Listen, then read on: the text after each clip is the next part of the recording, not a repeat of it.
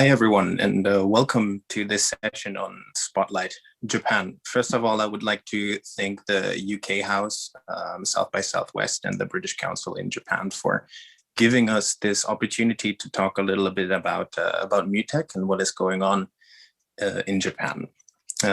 My name is Maurice, and I'm the Artistic and Communications Director of MUTEC Japan since it arrived in Tokyo since 2016. MUTEC is originally from Montreal, where it's been this year 22 years. It's a festival of digital creativity and electronic music. So we're working very closely at the intersection of art, science, and technology there. So MUTEC Japan itself arrived in Tokyo in 2016, and it grew out of a need for the local environment to have a platform that is focused on artistic creation, and that is kind of transcending the artistic and professional fields, especially in this kind of technology sector. As some of you might know, Japan is always viewed as this super high-tech country, but actually Tokyo has been lacking a platform that kind of brings the artistic and the technological world together. So that's where we came from. Originally, we came from the electronic music scene. We've been doing events since the early 2000s.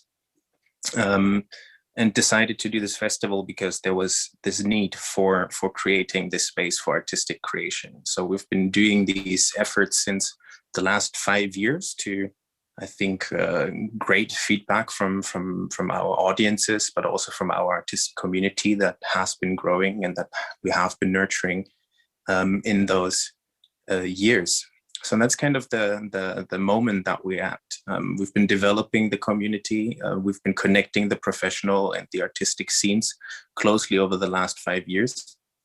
And I believe to give you an impression of how things work in Japan, I would like to introduce two interesting case studies that we did with MUTEC Japan in the past 2 years. One was actually at the beginning of February this year. It's called Nano MUTEC Japan. And the second one was a conference called This is Quebec, which we held in 2019 in Tokyo. I believe these two case studies could be of interest to you viewers because they introduce in a very good way how things can happen in Japan, especially on the kind of event level. So the first one I would like to introduce, we did it in beginning of February. It was called Nano MUTEC Japan. And it was kind of a big experiment for us that involved many stakeholders. So the event that we did was actually over 4 days. It was held in Shibuya Stream Hall, which is a venue in the heart of Tokyo. And it was a little different format than we usually do. Usually we have like 2 or 3 nights at the festival where we have like 4 to 5 artists performing. But for this event, we had 4 nights in a row, but each night there was only 1 artist performing. And because of the ongoing pandemic, the format had to be adjusted. So in the live venue, we only had 50 people. In a venue that in 2019, I think we packed almost 600 or 700 people. But this time we had 50. And at the same time, we did a public viewing event at a venue, at a different venue. So we were collaborating on this project with different stakeholders, which is kind of a common way how to do things in Japan. So the project was initiated by Tokyu Corporation, which is a real estate company who is actually owning Shibuya Stream Hall and other venues around Tokyo. So for them, it was kind of experimenting with new ways how to use their venues in times where there's a pandemic and maybe we cannot fill the house with like 700 people. And the second partner was Fujitsu, who were developing a new 4K super ultra high definition live streaming system that they wanted to test and use. Of course, also with like the Olympics coming up and these kind of things. And then we worked with Panasonic, who were providing like the technological backbone, so the 4K cameras, etc., etc.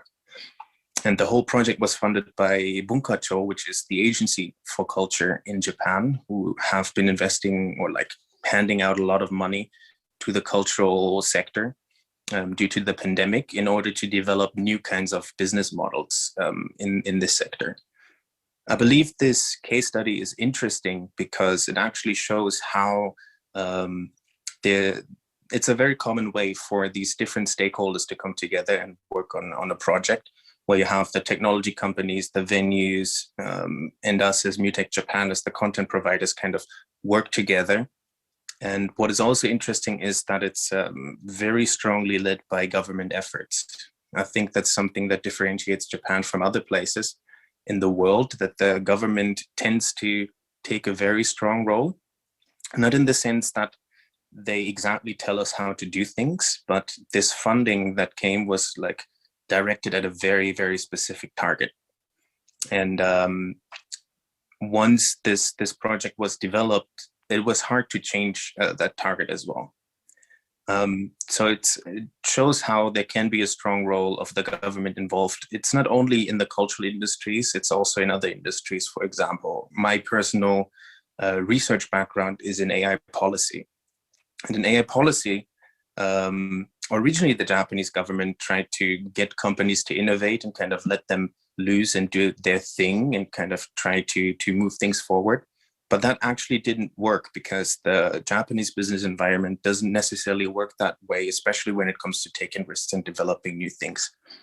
So in the end, the government came back and they developed like principles and goals and an AI strategy on a governmental level that they then supported the companies that are working there in developing and kind of manifesting. So that's something I think that is very different in Japan from other places, that the government can take such a strong role, not only like in technology, but also in culture and in different kind of other industries.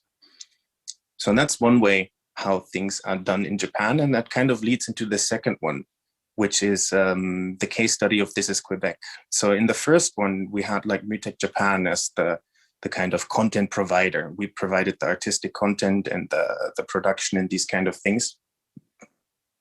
And but MUTEK Japan could be replaced with like an international kind of event that could come in and take our role.